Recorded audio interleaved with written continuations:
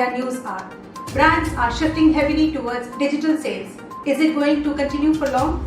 There is a huge market shift happening, and there are best reasons why there are huge haircuts in the job market.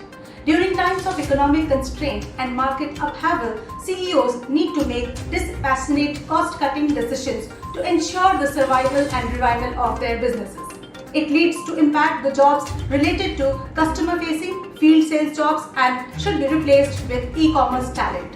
Salespeople take up a lion's share of the payroll. Some are the highest paid employees in a company, and their overhead can consume up to 30% of the cost of deal closure or acquisition. Contrast to this with digital marketing, inside sales and e-commerce transactions. They are just talking pennies on the dollar in cost of sales. The main reason of the shift is that customers are increasingly, with the lockdown, searching and sourcing products online and want on-demand interaction with brands any time of the day or night. According to Forrester research, a whopping 68% of B2B buyers found going online superior to interacting with a salesperson, and 62% said they could finalize selection criteria or vendor list solely on digital content. Companies haven't missed the signs either. Brands are investing heavily in the digital sales and marketing channels and also boosting their e-commerce business through their own websites and those of portals and channel partners. The coronavirus is rapidly ushering in the age of the low-touch economy and all digital selling. If you have been hesitant in the past, now is time to make dramatic changes to your business, and you can honestly do so in the name of cost-cutting, consumer acquisition and business survival. Technologists have poked at the edges of their trust problem for several years, and while technologies like blockchain have been cited as being key pieces of the trust puzzle, they have yet to see widespread application beyond solving niche problems like food tracing or payment processing. Let's look into today's headlines in Var India. Unsecured Wi-Fi, a new way to spread Emotet malware. As machine-to-machine communication increases, we can expect more attacks through bots. Attackers have started using unsecured Wi-Fi networks as a way to deliver the malware to more devices. Wi-Fi networks ensure that these brute force attacks are less likely to be successful. It is discovered some versions of Emotet can be spread across an unsecured public Wi-Fi network by taking advantage of weak passwords and other security flaws. It seems it is not an easy job at all to make infra secure for users, as many users are too naive. Prime Minister of Japan, Shinzo Abe, resigns for health reasons. Shinzo Abe, the longest-serving Japanese Prime Minister in history, has resigned citing health reasons. Even though there is 1 year to go in my tenure and there are challenges to be met, I have decided to stand down as Prime Minister, said Abe at a press conference in Tokyo on Friday, adding that he would like to apologize to the people of Japan for being unable to fulfill his duties during the coronavirus pandemic. Dinesh Khara, MD of SBI, to be the new chairman. The bank's board bureau on Friday recommended the name of Dinesh Kumar Khara, SBI's senior-most managing director, as the next chairman of the country's largest lender. Khara will replace SBI chairman Rajneesh Kumar, whose 3-year term comes to an end on October 7th. Twitter will replace retweets and comments to quotes button. Twitter has started testing a new quotes listing with a small subset of users that will replace the retweets and comments section on the main page on the tweets. Not every user is happy with the new feature that aims to declutter the experience on the microblogging platform. It is now experimenting with the simplified quotes. Fitbit launches Sense, Versa 3 and Inspire 2 fitness wearable in India. Wearables brand Fitbit has introduced an advanced smartwatch called the Fitbit Sense, which comes with electrodermal activity, that is EDA, to measure daily stress, and comes with a heart rate tracker, electrocardiogram ECG monitor and skin temperature sensor. The most advanced sensor technology and algorithms to unlock more information about our bodies and our health so you can be in control, says the company source.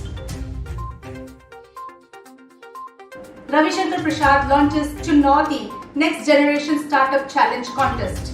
Union Minister Ravi Shankar Prasad launched Chunnauti Next Generation Startup Challenge Contest to further boost startups and software products with special focus on Tier 2 towns of India. The government has earmarked a budget of Rs 95.03 crores for over a period of 3 years for this program. It aims to identify around 300 startups working in identified areas and provide them seed fund of up to Rs 25 lakhs and other facilities.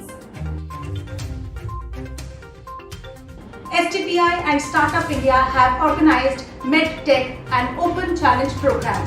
The Open Challenge program, that is OCP, is an opportunity for the budding startups to work on the problem statements identified by government, industry, academia and startups in the focused domains of MedTech. OCP is a platform where a startup gets an opportunity to solve problems through innovative solutions. Byju's raises $122 million Series F funding from DST Global. Byju's is India's largest online edtech platform. In a recent development first reported by Entrack, it has raised $122 million from DST Global at a valuation of $10 billion according to regulatory filings. Further, it allotted 42,666 preference shares at an issue price of Rs 2,13,042.13 per share for a 1.2% stake for DST Global. BharatPe appoints Ms. Jasneet Kaur, ex-PepsiCo and Microsoft, as CHRO. BharatPe is one of India's largest merchant payment and lending network company. In a recent announcement, the company states that it has further strengthened its leadership team. It has appointed Ms. Jasneet Kaur as Chief Human Resource Officer. Jasneet's appointment comes at a time when BharatPe is going through a massive expansion phase. iPhone 12 models to come without charger headphones in the box. It was much expected that the iPhone 12 series may come without any accessories in the box and still be priced higher than the iPhone 11 series. As per the report, Apple has decided to leave out accessories such as wired headphones and the power adapters from the retail box. The report also mentions some of the specifications of the 4 expected iPhone 12 models, namely iPhone 12, iPhone 12 Max, iPhone 12 Pro and iPhone 12 Pro Max. COVID update. India on Friday reported an addition of 77,266 total confirmed coronavirus, taking its tally to 33,87,500. The surge in active cases that started a day before, followed a lull of several days, continued with 16,032 new active cases being reported in just 24 hours. Summing up, studies were done before the pandemic to make everything digital. The biggest roadblock for transitioning from field sales to e-commerce has been corporate culture. With this, unfortunately, customer handling is no longer what it used to be as business and relationships become more virtualized and automated. Was this all predestined to happen, and that too step by step? Another questions come to mind: how long we have to live in this virtual world, which was the dream of the technology innovators. While it's hard to accurately imagine and predict the future, it is hopeful that technology leaders will reverse the troubling trends of regarding every screen and camera with suspicion and throwing money at complex security solutions that can be defeated by a teenager with a telephone. There will be a huge shift we are going to witness in the coming days from security to trust. Tools we take for granted like email were designed for smaller networks in which participants literally knew each other personally. To address attacks on these tool measures like encryption, complex passwords and other security-focused technologies were applied, but that did not address the fundamental issues of trust. All the complex password, training and encryption technologies in the universe would not prevent a harried executive from clicking on a link in an email that looks legitimate enough, unless we train that executive to no longer trust anything in their inbox, which comprises the utility of email as a business tool. Let's wind up for the day, but do not forget to like, share, comment and subscribe to Our India News magazine. Please download the One India app for the latest news and updates, which is available on Google Play Store. Stay tuned for more updates. Thank you.